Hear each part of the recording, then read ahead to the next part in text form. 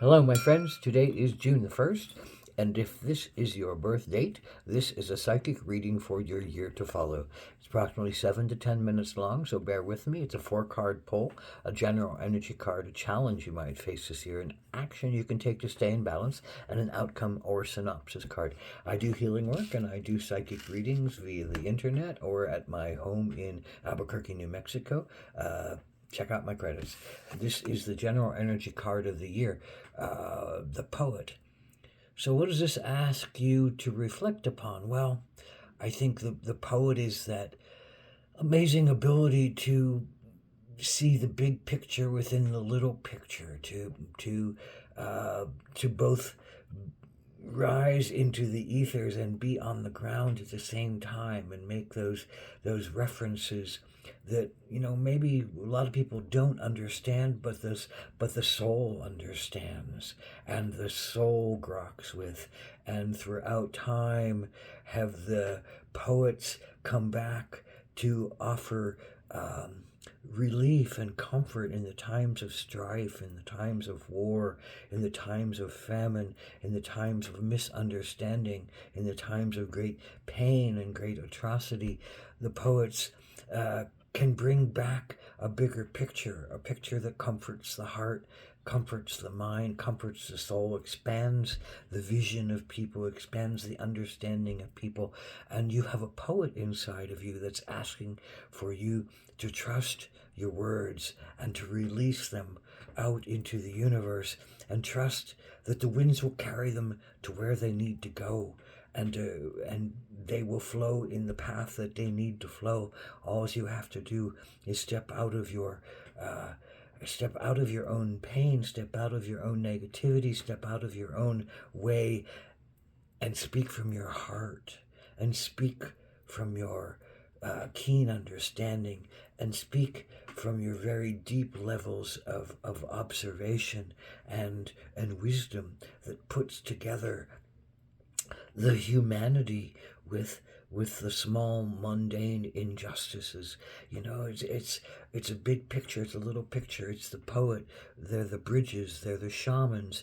You're a bridge, you're a shaman, you're a poet. You are here to help people along the way, and you may not understand, and they may not understand your work in the present, but you may not understand your work in the present.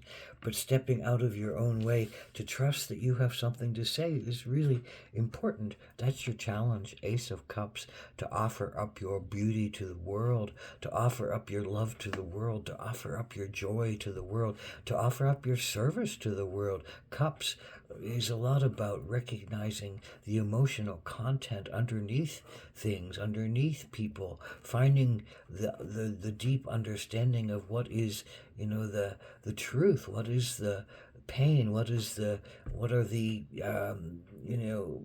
things that are holding someone versus what are the things that people are surrendering to. Water, it's letting go, it's cleansing, it's intuition, it's surrender, it's pleasure, it's the joys, the bliss. It's all those emotional things that are feelings, that are honest feelings. And this is, for the poet, this is the oomph of being.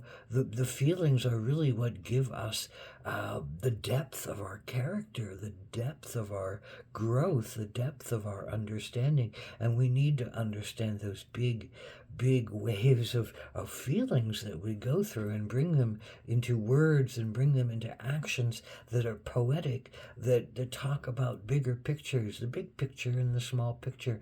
But if you don't believe you're a poet, if you don't believe you have the right to your words, you don't believe that you have the power of your love to give, you don't believe that someone would accept your service, accept your words, that's just you in your own way.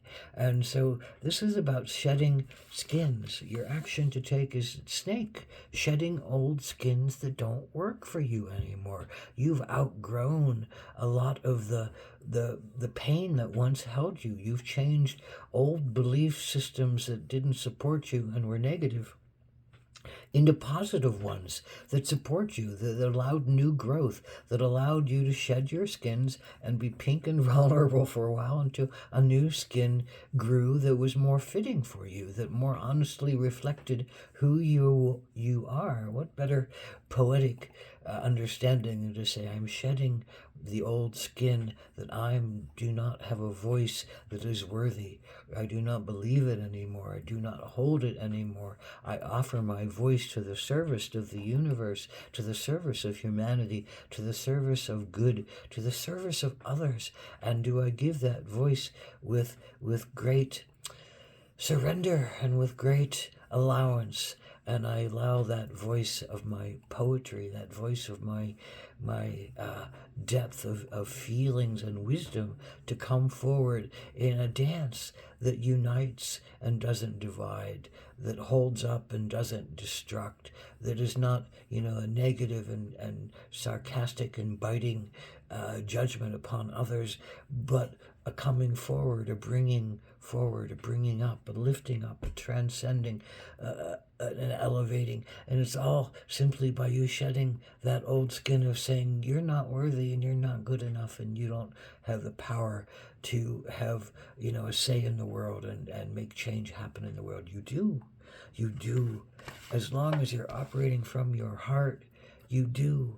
That's what all of us can be, the poets of our hearts. We can all operate out of our hearts. We can do things that are loving. We can say things that are loving. We can make actions that are loving. We can be loving in ourselves, in our bodies, in our souls, in our minds.